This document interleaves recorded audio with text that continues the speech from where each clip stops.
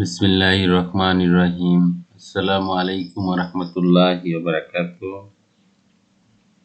প্রিয় শিক্ষার্থীবৃন্দ,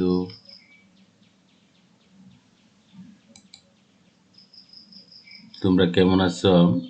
নিশ্চয় মহান রাব্বুল আলামিন ভালো রেখেছেন। আমিও দোয়া করি ভালো থেকো। আজকের ক্লাসে সবাইকে স্বাগত। প্রিয় শিক্ষার্থীবৃন্দ, ঘর থেকে বের হলে মাস্ক ব্যবহার করি, স্বাস্থ্যবিধি মেনে চলি, নিয়মিত সাবান পানি দিয়ে হাত ধৌত করি। প্রিয় শিক্ষার্থীবৃন্দ, শিক্ষক পরিচিতি: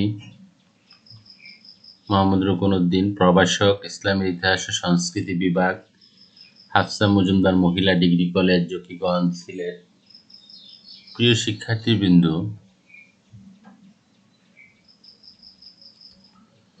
পাঠ পরিচিতি: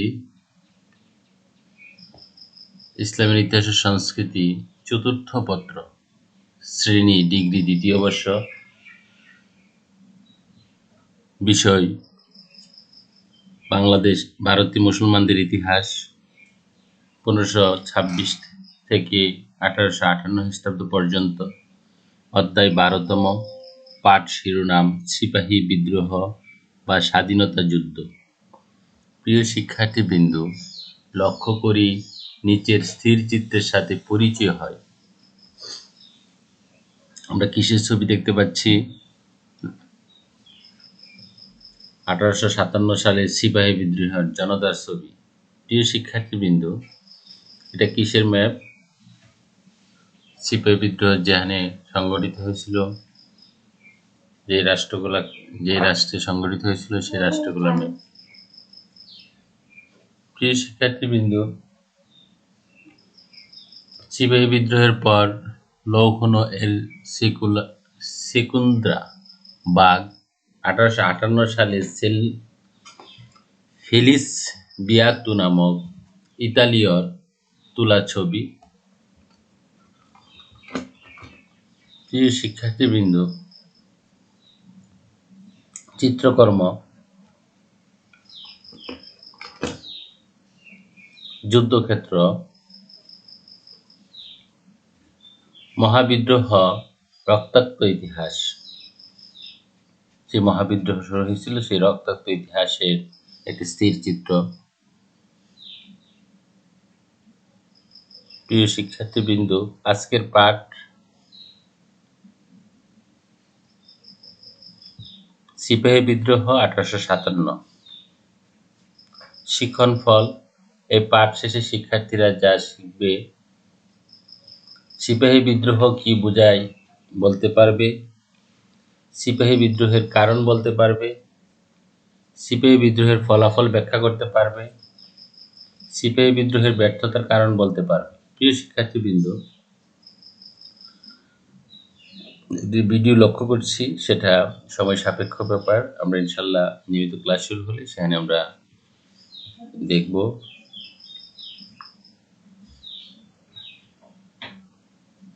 প্রিয় শিক্ষার্থীবৃন্দ, সিপাহী বিদ্রোহ বা মহাবিদ্রোহ বলতে কি বোঝায়? 1826 খ্রিস্টাব্দে লর্ড ক্যানিং ভারতে গভর্নর পদে নিযুক্ত হন। তার শাসনকালে উল্লেখযোগ্য ঘটনা হল 1857 খ্রিস্টাব্দের সিপাহী বিদ্রোহ, সরকারি বিবরণের একটা সিপাহী বিদ্রোহ বলে খ্যাত। অপর পক্ষে ভারতীয় ঐতিহাসিকদের মতে এটা সিপাহী বিদ্রোহ 1857 খ্রিস্টাব্দ বিপ্লব বলে অভিহিত। এরূপ মদ্বৈততা থাকার কারণে 1857 খ্রিস্টাব্দে সংগঠিত ব্রিটিশ বিরোধী আন্দোলনকে গ্রন্থে 1857 খ্রিস্টাব্দের মহাবিদ্রোহ বলে নামকরণ করা হয়েছে। প্রিয় শিক্ষার্থীবৃন্দ, লর্ড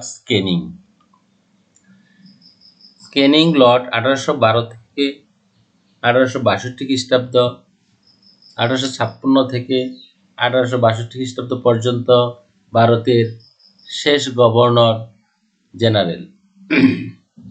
প্রিয় শিক্ষার্থীবৃন্দ, এবং 1858 সালের 1 নভেম্বর থেকে ভারতের প্রথম ভাইসরয় বিখ্যাত রাজনীতিজ্ঞ ব্যক্তিত্ব জর্জ ক্যানিং এর তৃতীয় পুত্র চার্লস জন ক্যানিং 1812 সালের 14 ডিসেম্বর জন্মগ্রহণ করেন এবং পাটনা, ইটন ও অক্সফোর্ডের ক্রাইস্ট চার্চে শিক্ষা লাভ করেন। প্রিয় শিক্ষার্থীবৃন্দ, লর্ডস ক্যানিং, সেই লর্ডস ক্যানিং এর আমরা ছবি দেখতে পাচ্ছি।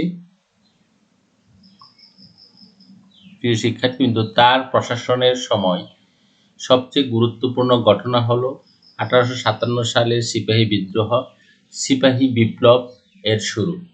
লর্ডস ক্যানিং বিদ্রোহটি দমন করেন এবং এ ঘটনার পর 1858 সালের পার্লামেন্টারি আইন পাস হয়।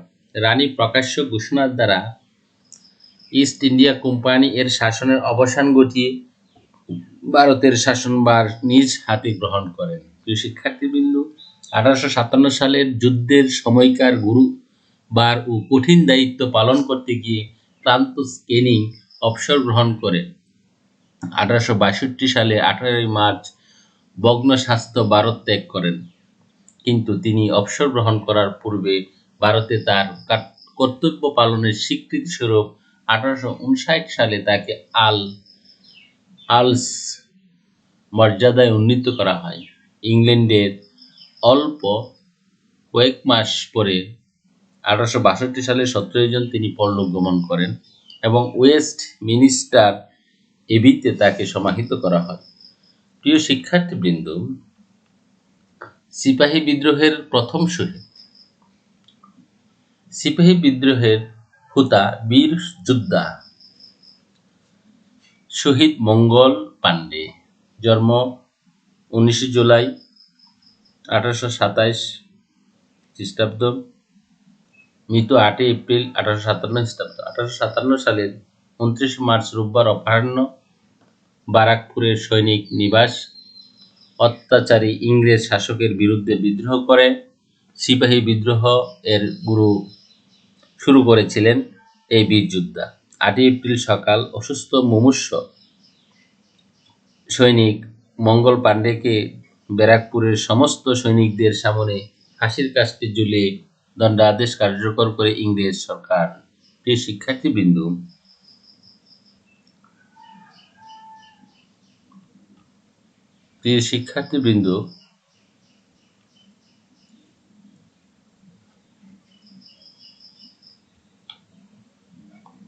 তাতিয়া টুপি 1857 সালের ভারতীয় বিদ্রোহের একজন সাধারণ ছিলেন এবং এর অন্যতম উল্লেখযোগ্য নেতা ছিলেন।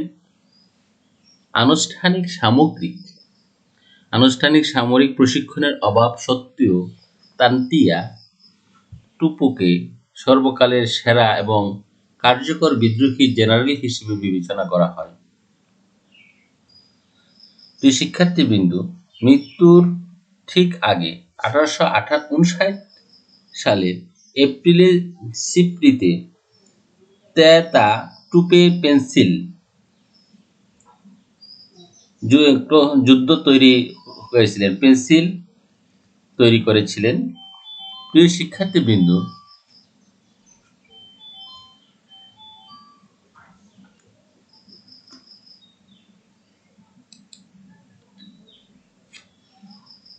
সিপাহী বিদ্রোহের কারণ। 1857 খ্রিস্টাব্দে মহাবিদ্রোহের কারণ। বিদ্রোহের কারণগুলি পর্যালোচনা করলে কারণগুলিকে মোটামুটি কয়েকটি প্রধান ভাগে ভাগ করা যায়, যথা অর্থনৈতিক কারণ, সামাজিক কারণ, রাজনৈতিক কারণ, ধর্মীয় কারণ এবং সামরিক কারণ। প্রিয় শিক্ষার্থীবৃন্দ,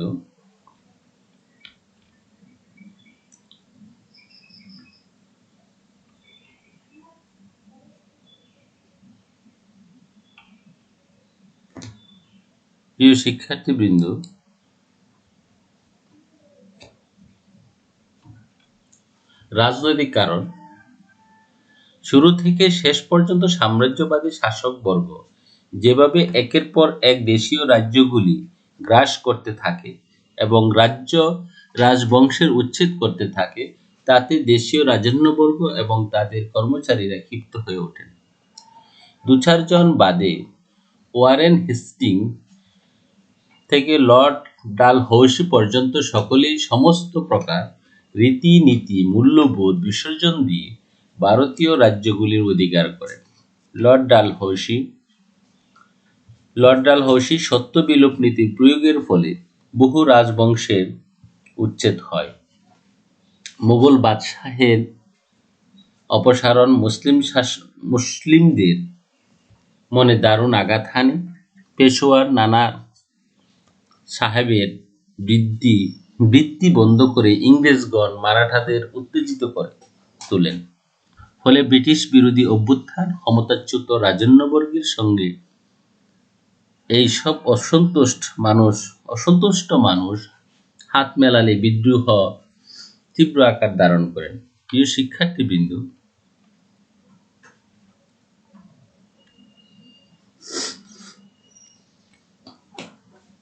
সামাজিক কারণ। কোম্পানি রাজত্বের সূচনায় ইংরেজ শাসকবর্গ এদেশের সংস্কার কার্যে তেমন আগ্রহ দেখায়নি। কিন্তু ঊনবিংশ শতাব্দীর সূচনা থেকে প্রগতিশীল ভারতবাসীর আগ্রহের আতিশয্যে ব্রিটিশ শাসকবর্গ সামাজিক কুপ্রথা এবং কুসংস্কারের অবসানকল্পে একের পর এক বিধি প্রণয়ন করতে থাকে। সতীদাহ প্রথার অবলুপ্তি, বিধবা বিবাহ প্রচার, স্ত্রী শিক্ষা প্রবর্তন, বাল্যবিবাহ নিবারণ প্রভৃতি ব্যবস্থা রক্ষণশীল হিন্দুদের মনে বিরূপ প্রক্রিয়ার সৃষ্টি করে। প্রিয় শিক্ষার্থীবৃন্দ, পাশ্চাত্য শিক্ষা দীক্ষা সংস্কৃতি প্রভাবে ভারতীয় সমাজ ব্যবস্থার ও আমূল পরিবর্তন হয়। এতে রক্ষণশীল ভারতীয়দের মনে ইংরেজদের উদ্দেশ্যে সন্দেহ জাগে। তাদের ধারণা হয় সমগ্র ভারতবর্ষকে ধর্মান্তরিত করার জন্য ইংরেজগণ পরিকল্পিত উপায়ে তোড়জোড় শুরু করেছিল। প্রিয় শিক্ষার্থীবৃন্দ, তদুপরি সামাজিক ক্ষেত্রে ভারতীয়দের প্রতি ব্রিটিশের অবজ্ঞা এবং উপেক্ষা, রাজনৈতিক ক্ষেত্রে বঞ্চনা তাদের মধ্যে ব্রিটিশ বিরোধী মনোভাবের জন্ম দেয়। ভারতীয়দের সেই বিরূপ মনোভাব সিপাহী বিদ্রোহের পরোক্ষ কারণ। প্রিয় শিক্ষার্থীবৃন্দ,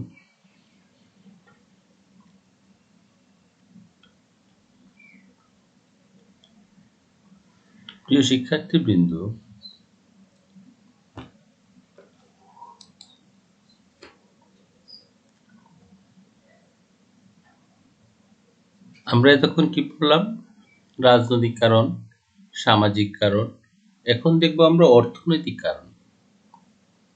ভারতবর্ষের অর্থনৈতিক শোষণ চালানো ছিল ব্রিটিশ সাম্রাজ্যবাদের প্রধান উদ্দেশ্য। এজন্য রাজত্বের সূচনা থেকেই তারা দেশীয় অর্থনীতিকে ধ্বংস করে তার উপর ঔপনিবেশিক অর্থনীতি চাপিয়ে দেয়। তারা এদেশের প্রচলিত ব্যবসা বাণিজ্য নষ্ট করে, কুটির শিল্প গুলি এবং দেশের যাবতীয় মূল্যবোধ ও সম্পদ হস্তগত করে এদেশের অর্থনীতির উপর একচেটিয়া অধিকার প্রতিষ্ঠা করে। প্রিয় শিক্ষার্থীবৃন্দ, দেশীয় ব্যবসা বাণিজ্যের উপর থেকে নিয়ন্ত্রণ হারিয়ে এবং কুটির শিল্পগুলি ধ্বংস হওয়ার ফলে অসংখ্য মানুষ কর্মহীন হয়ে পড়ে। দেশের বেকার ও দারিদ্র্য বৃদ্ধি পায়। প্রজাসাধারণ কৃষির উপর অত্যধিক নির্ভরশীল হয়ে পড়েন। প্রিয় শিক্ষার্থীবৃন্দ, কোম্পানির ভ্রান্ত নীতির ফলে একদিকে যেমন জমিদার ও মহাজন শ্রেণীর উদ্ভব হয়, তেমনি অন্যদিকে ভূমিহীন কৃষকদের সংখ্যা বৃদ্ধি পায়। কোম্পানির কর্মচারী এবং জমিদার ও মহাজনদের শোষণ ও অত্যাচারে জনজীবন অতিষ্ঠ হয়ে ওঠে।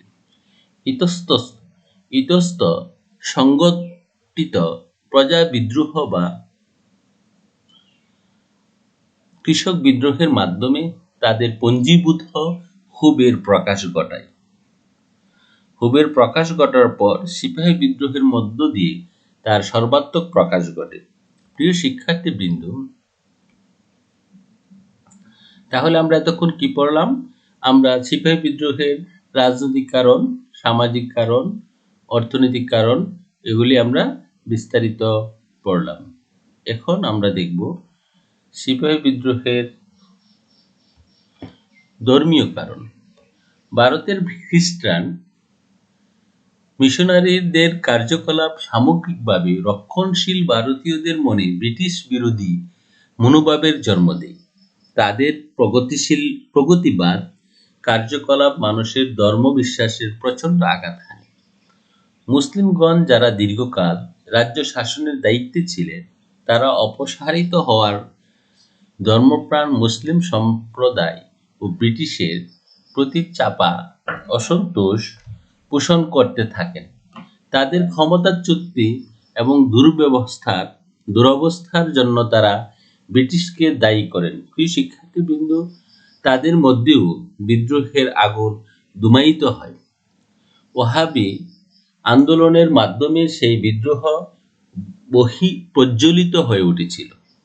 এই ঘটনা 1857 সালের মহাবিদ্রোহে পরোক্ষ ইন্ধন জুগিয়েছিল। প্রিয় শিক্ষার্থীবৃন্দ, তাহলে আমরা এতক্ষণ ভারতের মহাবিদ্রোহের বা সিপাহী বিদ্রোহের রাজনৈতিক কারণ, সামাজিক কারণ, অর্থনৈতিক কারণ ইত্যাদি কারণগুলি আমরা আলোচনা করলাম। এখন আমরা দেখব সামরিক কারণ। সেনা বিভাগে ব্রিটিশ ও ভারতীয় সৈন্যদের মধ্যে বেতন, পদোন্নতি, বদলি ইত্যাদির ক্ষেত্রে কর্তৃপক্ষের বৈষম্যমূলক আচরণ ভারতের সৈন্যদের মনে ক্ষোভের সঞ্চার হয়। প্রিয় শিক্ষার্থীবৃন্দ, সিন্ধু ও আফগানিস্তানে নিযুক্ত সেনাদলকে বিশেষ বাধা দেওয়ার ব্যবস্থা থাকলেও ভারতীয় সেনাগণ তা থেকে বঞ্চিত হতেন। তাদের ধর্মবিশ্বাসকে মর্যাদা না দিয়ে তাদের ইচ্ছার বিরুদ্ধে সামরিক কর্তৃপক্ষ তাদের যত্রতন্ত্র বদলি ও নিয়োগের ব্যবস্থা করেন। জাত ও ধর্ম হারাবার বয়ে সিপাহীগণ পানি পার হয়ে ব্রহ্মদেশ বা অন্যত্র যেতে অস্বীকৃতি হন। অর্থনৈতিক ও ধর্মীয় কারণে যখন তারা অত্যন্ত ক্ষুব্ধ ও উত্তেজিত, তখন লর্ড ক্যানিং এর প্রবর্তিত সামরিক নিয়োগ বিধি অগ্নিতে গৃহ্যাহুতি দেয়। এই বিধি বলে ভারতীয় সিপাহীদের যে কোনো কাজ করতেও বাধ্য করা হয়েছিল। এই পরিস্থিতিতে ইউরোপে ক্রিমিয়ার যুদ্ধে 1854 থেকে 56 খ্রিস্টাব্দ ইংল্যান্ডের জয়লাভ সত্ত্বেও ব্রিটিশ সামরিক বিভাগের দুর্বলতা ভারতীয় সেনাদের উৎসাহিত করে তোলেন। তাদের ধারণা হয় ভারতে অনুরূপ ব্যাপক অভ্যুত্থান ঘটাতে পারলে সেই অভ্যুত্থান দমন করা ইংরেজ বাহিনীর পক্ষে সম্ভব হবে না। ফলে তারা তলে তলে প্রস্তুত হতে থাকে। অন্য একটি বদ্ধমূল ধারণা এক্ষেত্রে কাজ করছিল যে ভারতে ব্রিটিশ শাসন 100 বছর স্থায়ী হবে। 1857 খ্রিস্টাব্দে সেই শাসনেরই শতবর্ষপূর্তি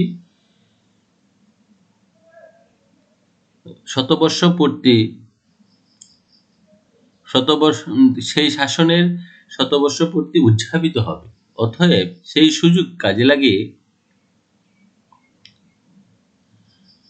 কাজের লাগানোর জন্য ভারতীয় সিপাহীগণ তৎপর হন। প্রিয় শিক্ষার্থীবৃন্দ, তাহলে ভারতের সিপাহী বিদ্রোহের সামরিক কারণগুলো আমরা আলোচনা করলাম। প্রিয় শিক্ষার্থীবৃন্দ, এতক্ষণ আমরা যে আলোচনা করলাম সিপাহী বিদ্রোহের রাজনৈতিক কারণ, অর্থনৈতিক কারণ, সামাজিক কারণ, সামরিক কারণ, এগুলি আমরা বাসে বিস্তারিত পড়ব। এখন আমরা দেখব 1857 খ্রিস্টাব্দের মহাবিদ্রোহের প্রত্যক্ষ কারণ।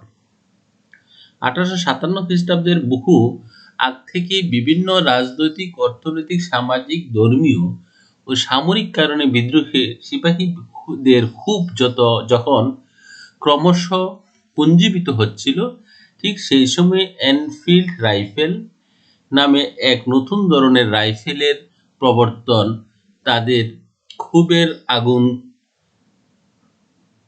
গীতাহুতি দেয়। এনফিল্ড রাইফেলে যে কাতুর্য ব্যবহার করা হতো তার হুলসটি দাঁতে কেটে রাইফেলের বর্তে হতো। গুজব রটে যায় যে এই কাতুর্যে গরু ও শুয়োরের চর্বি মেশানো আছে।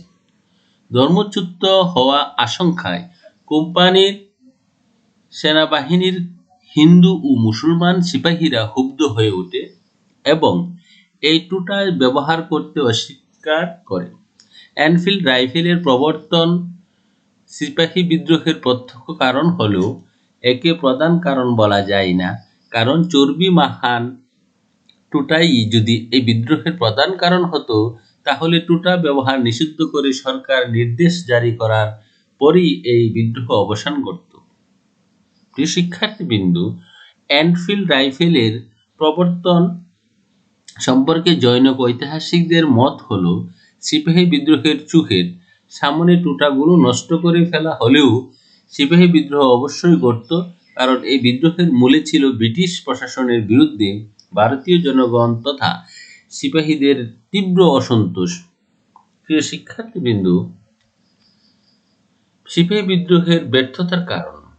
সিপাহী বিদ্রোহ বিশালভাবে ছড়িয়ে পড়লেও শেষ অবধি তা ব্যর্থ ছিল। এই ব্যর্থতার প্রধান কারণগুলো হলো কোনো কেন্দ্রীয় নেতৃত্ব ছিল না এবং বিদ্রোহ কেবল ভারতের অংশগুলিতে সীমাবদ্ধ ছিল। বিদ্রোহের পরিকল্পনা ও শৃঙ্খলার অভাব ছিল। ভারতের বিভিন্ন অঞ্চলের নেতাদের মধ্যে মতভেদ ছিল। বিদ্রোহীদের কাছে পর্যাপ্ত অস্ত্র ও আর্থিক ছিল না, যেখানে ব্রিটিশ জনগণের কাছে উন্নত অস্ত্র এবং পর্যাপ্ত অর্থ ছিল। প্রিয় শিক্ষার্থীবৃন্দ, সিপাহী বিদ্রোহের ফলাফল বা প্রভাব। সিপাহী বিদ্রোহ ইংল্যান্ডে বসবাসরত ব্রিটিশদের সহ বিভিন্ন উপায়ে প্রতিটি ভারতীয়কে প্রভাবিত করেছিল। অনেকে ব্রিটিশ বিরোধী এবং ব্রিটিশ বিরোধী দল গোষ্ঠীগুলিতে বিভক্ত ছিল। নির্মম প্রাথমিক প্রভাবটি ছিল যে কয়েক হাজার দেশীয় সেনা পুরুষ নির্মমভাবে হত্যা করা হয়েছিল। এছাড়াও আরও সিপাহী বিদ্রোহের ফলে আরও কিছু প্রভাব পড়েছিল, সেগুলো হলো ইস্ট ইন্ডিয়া কোম্পানির শাসন ভারতের শেষ হয়েছিল এবং এই নিয়ম রানী ভিক্টোরিয়ার হাতে তুলে দেওয়া হয়েছিল। ঘোষণা করা হয়েছিল যে কোনো বৈষম্য হবে না এবং লোকেরা একে অপরের প্রতি আরও ঐক্য, শক্তি এবং সম্মান অর্জন করবে। সেনাবাহিনীতে সংস্কার চালু করা হয়েছিল এবং নতুন পদক্ষেপ নেওয়া হয়েছিল যাতে ভবিষ্যতে এ জাতীয় ঘটনা না ঘটে। সিপাহী বিদ্রোহের সময় লর্ড ক্যানিং তখনকার গভর্নর জেনারেল ছিলেন। এই বিদ্রোহ ভারতবর্ষে ছড়িয়ে দিতে ব্যর্থ হলেও বলাই যায় এই বিদ্রোহ দিয়েই স্বাধীনতা আন্দোলনের সূত্রপাত ঘটে। প্রিয় শিক্ষার্থীবৃন্দ, একক কাজ বা অতি সংক্ষিপ্ত প্রশ্ন। 1857 সালের মহাবিদ্রোহের সময় দিল্লির মুঘল বাদশাহ কে ছিলেন? 2. 1857 খ্রিস্টাব্দের বিদ্রোহের সময় প্রথম শহীদ কে হন? অর্থাৎ 2 নম্বর প্রশ্ন হচ্ছে 1857 সালের বিদ্রোহের প্রথম শহীদ কে? একক প্রশ্নের কাজের উত্তর। প্রিয় শিক্ষার্থীবৃন্দ, জোড়াই কাজ বা সংক্ষিপ্ত প্রশ্ন। দামান-ই-কু কথাটির অর্থ কি? 1857 খ্রিস্টাব্দের মহাবিদ্রোহের একজন ভারতীয় নেতার নাম উল্লেখ করো। জোড়াই কাজের উত্তর। প্রিয় শিক্ষার্থীবৃন্দ, মূল্যায়ন। সিপাহী বিদ্রোহ কখন শুরু হয়? সিপাহী বিদ্রোহে কারা নেতৃত্ব দিয়েছিলেন? 3. সিপাহী বিদ্রোহ কোথায় কোথায় হয়েছিল? 4. সিপাহী বিদ্রোহ কি সফল হয়েছিল? সিপাহী বিদ্রোহ কি সফল ছিল? 5. সিপাহী বিদ্রোহ কবে শেষ হয়? মূল্যায়নের উত্তর নিম্নরূপ। প্রিয় শিক্ষার্থীবৃন্দ,